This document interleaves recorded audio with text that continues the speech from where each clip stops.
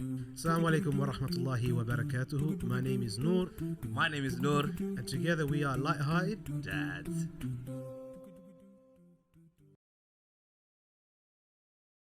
And so, this is just my biggest thing. But, I've actually written because now there are, alhamdulillah, some articles that are on my website, infofathers.com.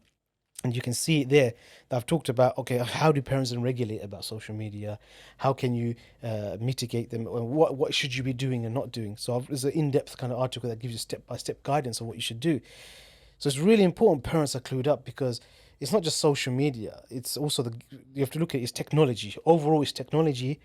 So it's access to smartphones, unfettered access to the internet, to the laptops, all of those things that give you direct access into what social media and all of those kind of things. And because it's going unchecked, unregulated.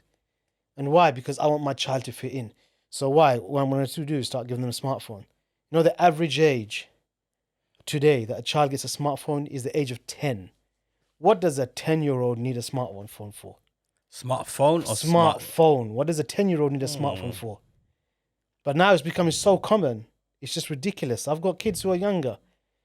And then they're in when they were in year 1, they had smartphones. Year 2, they got their own smartphone. What do they need it for? It's just really mind-boggling. My kids, the ones who are in secondary school, they don't have smartphones, yeah? Literally probably the only ones, I think they are the only ones in the class. To the extent the teachers even say, oh yeah, just check on your phone or whatever it is. And sometimes they give a point to do. And I can't do it. I can't do it. And that's fine. It's perfectly fine. We talk about this anyway, but there's a way that that for my kids anyway, that they've got used to and accustomed to the fact that they don't need a smartphone. Yeah, and that's something that I've already spoken to them, that the smartphone is something they will only get from after 16. And even then, it doesn't mean they're going to get access to social media. Everything needs to be controlled because one of the biggest things today now is, you talked about it, people are sharing their whole lives.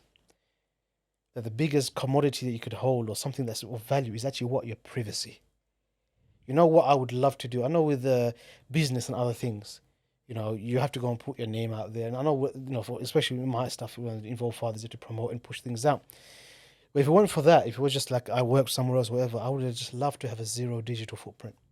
People could search me, not find nothing about me. Because that is so valuable for me, just my own privacy.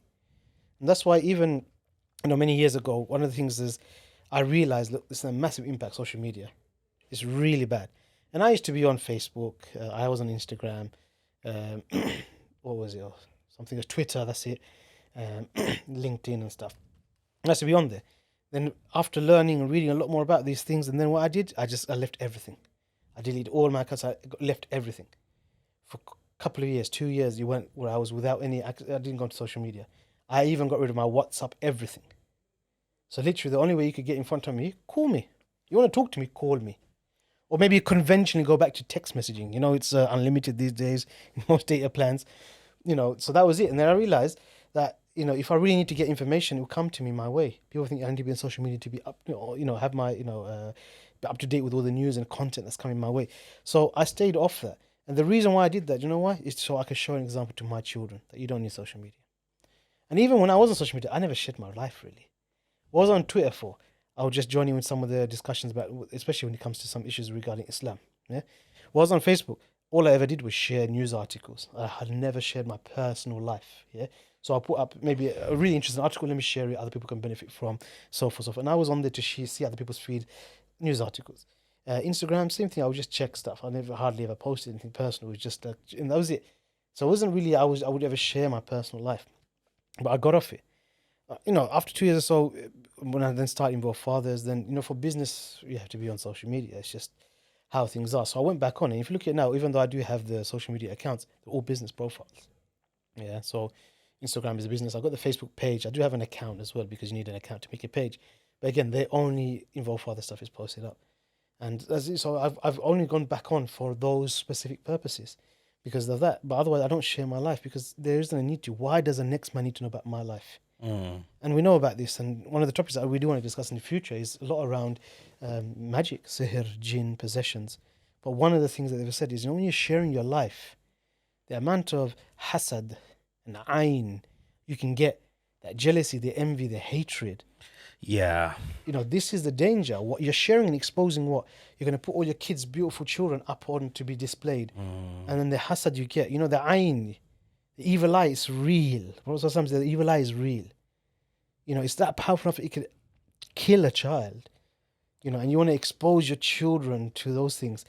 You know, and then you know your whole life and the happiness you have, all of those things can get destroyed. And unfortunately there's a massive rise in all of this hasad and magic and stuff like within our community, and we'll discuss that in more detail another time. But there are dangers, real dangers you get from it. You know, it's gone the days now you have to go out and eat, but before you eat you got to take a picture so you can put it on social media. That in itself, you know, it can be impacted even after you eat and the food. It can cause you harm from all the evil eye that can be thrown at that picture. So, you know, like, I know I've gone off on one and I get really irked.